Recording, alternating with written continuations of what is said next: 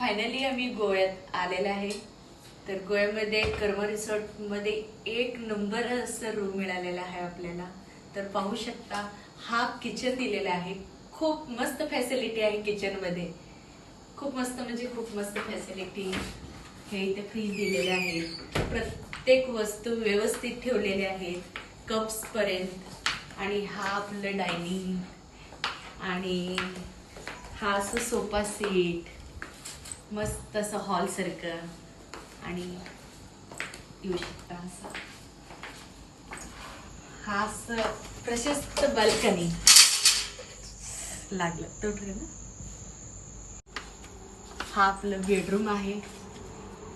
Bedroom नक्की आनंद घ्या ह्या रिसॉर्टचं.